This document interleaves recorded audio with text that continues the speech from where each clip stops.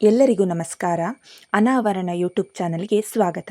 ಅನಾವರಣ ಪ್ರಸ್ತುತಿ ಮಳೆ ಮಣ್ಣಿನ ಸುವಾಸನೆಗೆ ಅಸಲಿ ಕಾರಣವೇನು? ಮೊದಲ ಮಳೆಯ ಆಕರ್ಷಣೆ. ಬೇಸಿಗೆಯ ಬಿಸಿಲಿಗೆ ಒಣಗಿ ಹೋಗಿರೋ ಭೂಮಿಯ ಮೇಲೆ ಮೊದಲ ಮಳೆ ಬಿದ್ದಾಗ ಬರುವ ಆ ಮಣ್ಣಿನ ಸುವಾಸನೆ ಯಾರಿಗೆ ತಾನೇ ಇಷ್ಟ ಇರಲ್ಲ ಹೇಳಿ. ಆ ಪರಿಮಳ ಮನಸ್ಸಿಗೆ ಎಷ್ಟೋ ನೆಮ್ಮದಿ ಕೊಡುತ್ತೆ ಅಲ್ವಾ?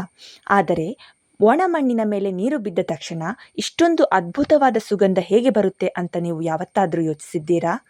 ಬನ್ನಿ, ಇವತ್ತಿನ ವಿಡಿಯೋದಲ್ಲಿ ಅದರ ಹಿಂದಿರುವ ಅಸಲಿ ವಿಜ್ಞಾನವನ್ನು ಅನಾವರಣ ಮಾಡೋಣ. ಪೆಟ್ರಿಕೋರ್ ಎಂದರೇನು? ಈ ಒಂದು ವಿಶೇಷವಾದ ಸುವಾಸನೆಗೆ ಪೆಟ್ರಿಕೋರ್ ಎಂದು ಕರೆಯುತ್ತಾರೆ. 1964ರಲ್ಲಿ ಆಸ್ಟ್ರೇಲಿಯಾದ ವಿಜ್ಞಾನಿಗಳಾದ ಇಸಾಬೆಲ್ ಜಾಯ್ಬೇರ್ ಮತ್ತು ಆರ್.ಜಿ. ಥಾಮಸ್ ಈ ಸುವಾಸನೆಗೆ ಪೆಟ್ರಿಕೋರ್ ಎಂದು ಹೆಸರಿಟ್ಟರು. ಗ್ರೀಕ್ ಭಾಷೆಯಲ್ಲಿ ಪೆಟ್ರಿ ಎಂದರೆ ಕಲ್ಲು ಮತ್ತು ಇಕೋರ್ ಅಂದರೆ ದೇವತೆಗಳ ರಕ್ತ ಎಂದು ಅರ್ಥ ಬರುತ್ತದೆ. ಹಾಗಿದ್ದರೆ ದೇವತೆಗಳ ರಕ್ತ ಮತ್ತು ಕಲ್ಲಿಗೂ ಏನು ಸಂಬಂಧ? ನೋಡೋಣ. ಇಲ್ಲಿರುವ ಅಸಲಿ ಹೀರೋವೇ ಜಿಯೋಸ್ಪಿನ್. ಜಿಯೋಸ್ಪಿನ್ ಎಂದರೆ ಒಂದು ಬ್ಯಾಕ್ಟೀರಿಯಾದಿಂದ ಬರುವಂತಹ ಸುವಾಸನೆ. ಈ ಮಣ್ಣಿನ ಪರಿಮಳ ಬರಲು ಮುಖ್ಯವಾಗಿ 3 ಕಾರಣಗಳಿವೆ.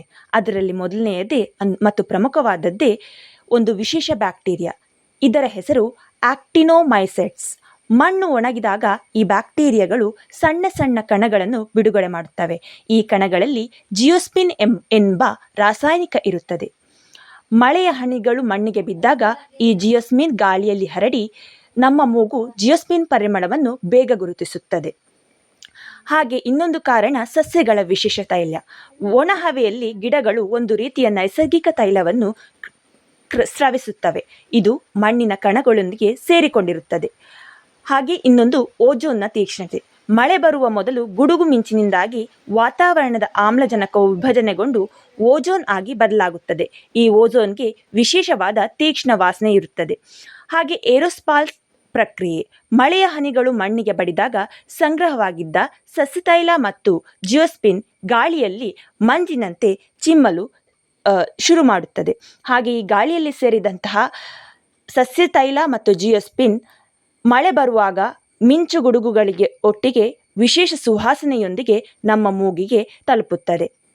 ಇದುವೇ ಈ ಮಣ್ಣಿನ ಸುವಾಸನೆಗೆ ಕಾರಣವಾಗಿರುತ್ತದೆ. ಹಾಗಾದರೆ ಹೇಗೆ ಈ ಸುವಾಸನೆ ನಮ್ಮನ್ನು ತಲುಪುತ್ತದೆ?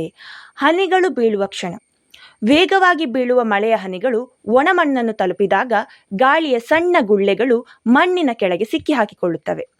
ಇದರಿಂದಾಗಿ ಏರೋಸಾಲ್ ಸೃಷ್ಟಿಯಾಗುತ್ತದೆ. ಹೀಗೆ ಸಿಕ್ಕಿ ಹಾಕಿಕೊಂಡ ಗಾಳಿಯ ಗುಳ್ಳೆಗಳು ತಕ್ಷಣವೇ ಮಣ್ಣಿನ ಮೇಲ್ಮೈಗೆ ಬಂದು ಸಿಡಿದಾಗ ಜಿಯೋಸ್ಪಿನ್ ಕಣಗಳು ಗಾಳಿಯಲ್ಲಿ ಸೂಕ್ಷ್ಮ ಮಂಜಿನಂತೆ ಸ್ಪ್ರೇ ಮಾಡುತ್ತವೆ.